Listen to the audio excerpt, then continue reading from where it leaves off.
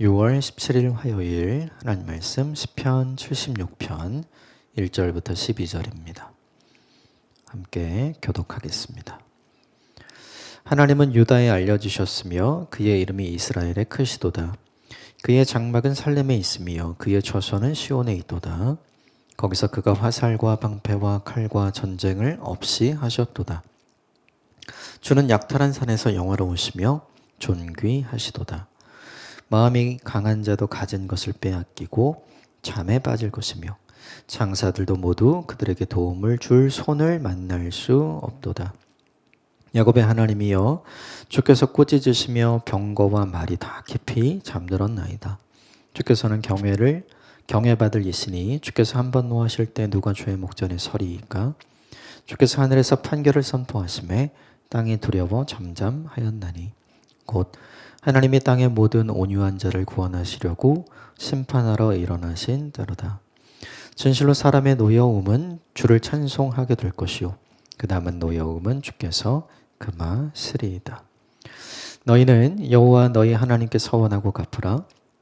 사방에 있는 모든 사람도 마땅히 경외할 이에게 예물을 드릴지로다.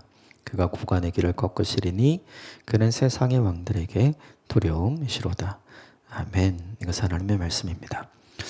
오늘 본문의 시편은 배경이 되는 것이 있습니다. 열왕기하 18장과 19장에 나오는 히스기야 시대의 아수르 사네립이 침공을 해왔던 내용이죠. 18만 5천 명의 군대를 이끌고 히스기야에게 찾아오게 되죠. 사네립의 침공으로 위기가 있었어요. 근데 이제 이 위기를 1차적으로는 히스기야가 이제 있는 거 없는 거 다 모아서 조공을 바치죠. 그래서 1차 위기는 넘깁니다. 그런데 그 조공 받은 것을 가지고 돌아가는 게 아니라 군대를 남겨요. 그래서 남겨진 군대 중에 랍사게라는 사람이 있죠. 이 랍사게라는 사람이 남겨진 유다 사람들에게 계속해서 심리전을 벌이죠. 히스기야를 믿지 말라고 이야기하고 우리가 여기까지 온 것은 너희가 믿는 하나님이 허락하신 것이다. 그러니까 너희가 우리의 속국이 되는 것은 하나님이 우리에게 허락한 모든 일, 너희들에게 허락한 모든 일이니 받아들여라. 하나님께서 구원하시는 일은 없다. 이렇게 이야기를 하죠. 그래서 빨리 항복해라 라고 얘기해요. 그런데 이 모든 말을 랍사게가 어떻게 하냐면 전부 다 아수르 말로 하는 게 아니에요. 그게 아니라 유대인들, 남유다 사람들이 다 알아들을 수 있는 이제 히브리 말로 이 일을 합니다.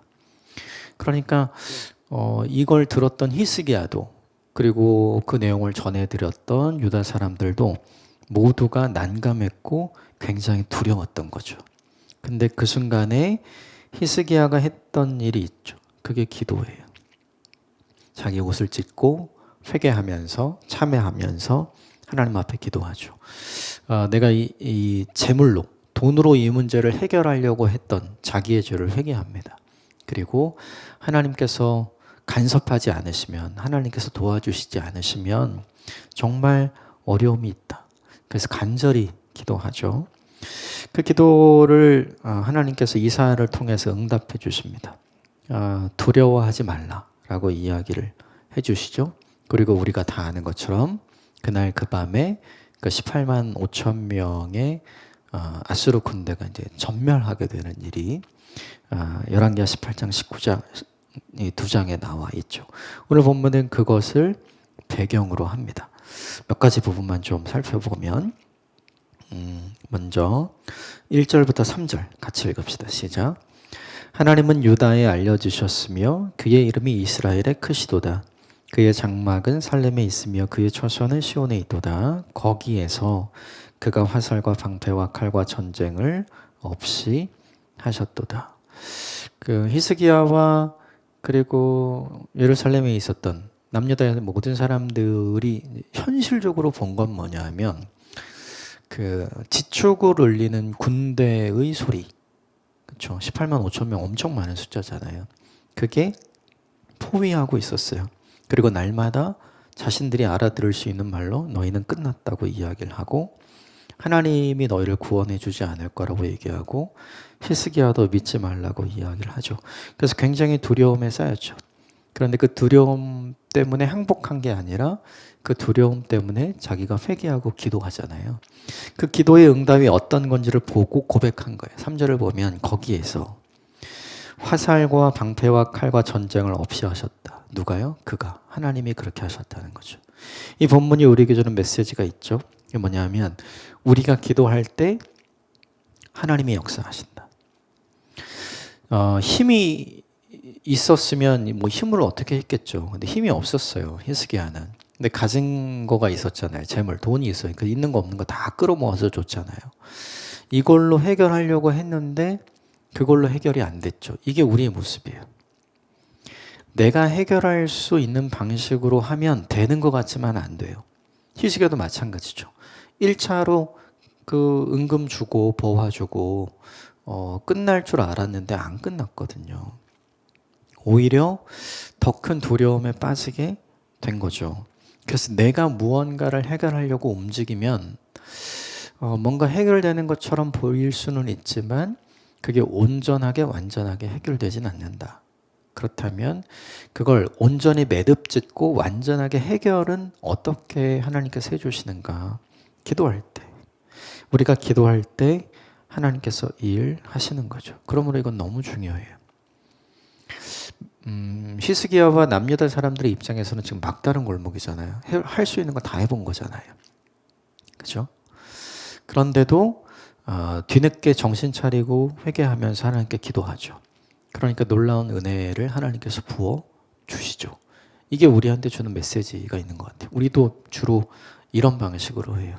내가 해볼 수 있는 거 다 해보고 그 다음에 제일 마지막으로 기도하잖아요. 괜찮아요. 내가 해볼 수 있는 거 다 해보고 제일 마지막에 기도해도 하나님께서 이제 기도하냐? 이런 식으로 우리를 대하지 않으시거든요. 이제라도 기도하는구나. 그래서 도와주시는 거죠.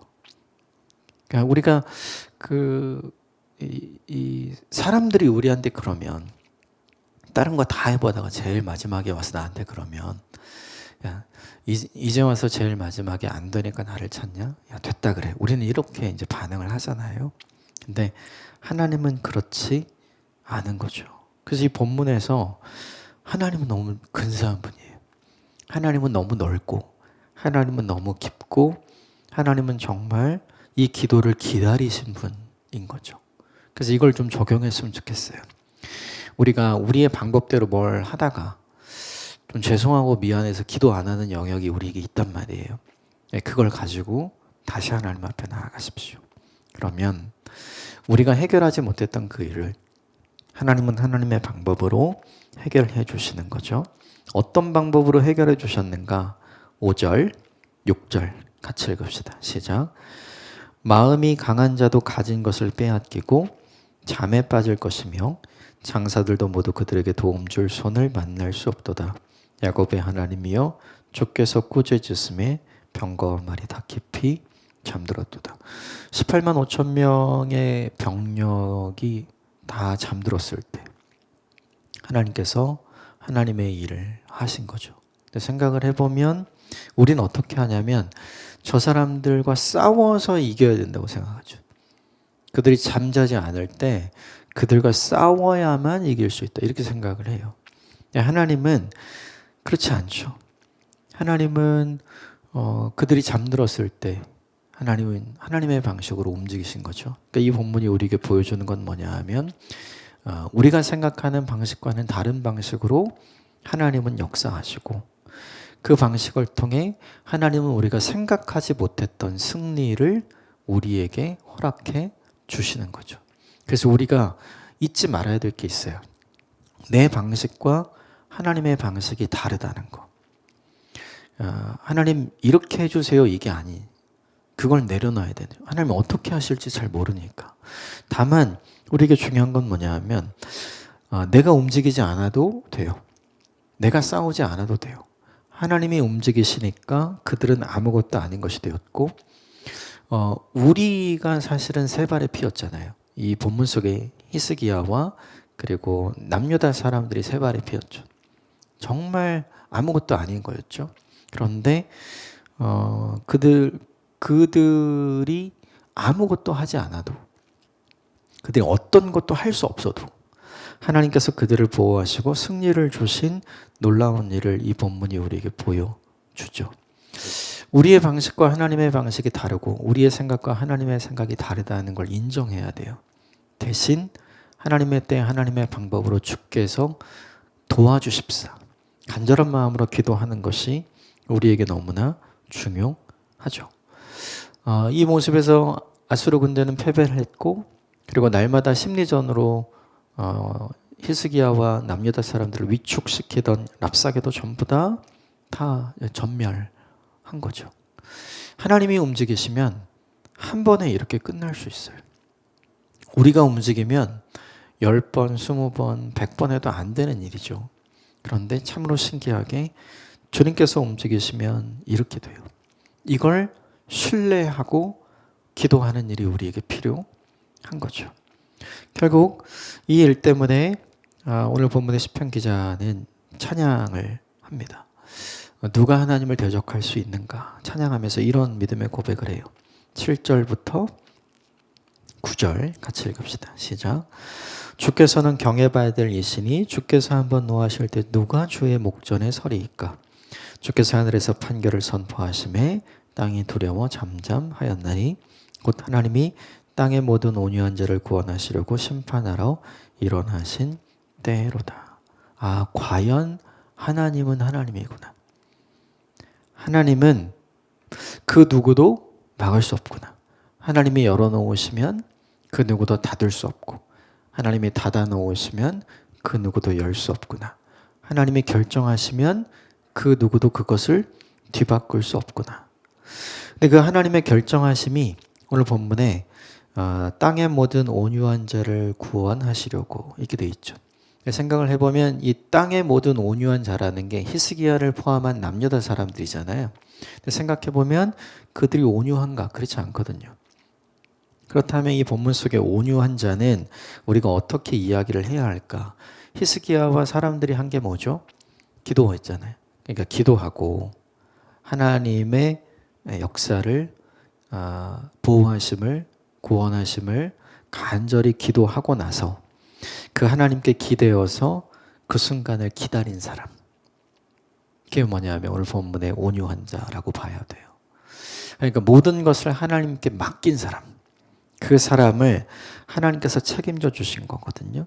그러므로 이걸 우리에게 적용할 필요가 있어요. 뭐냐 하면 이 본문 속에 등장하는 온유한 자를 우리한테 좀 적용해야 돼요. 우리가 기도하지만 믿지 않을 때가 있잖아요.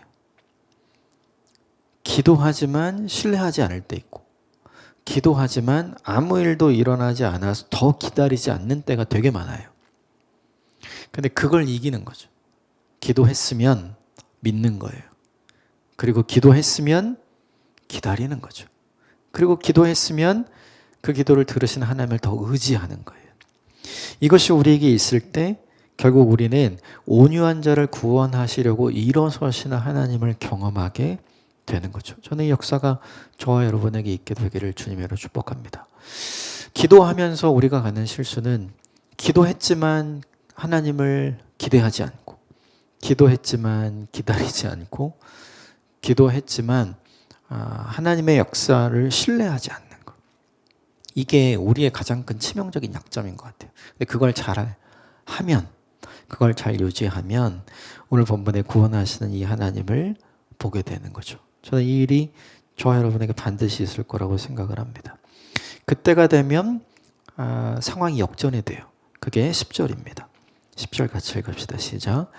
진실로 사람의 노여움은 주를 찬송하게 될 것이요 그 남은 노여움은 주께서 금하시리이다. 여기 보면 사람들의 노여움이 뭐냐면 아까 오늘 본문의 상황 속에서 보자면 그 악한 아수르 사람들 있잖아요. 그 아수르 사람들의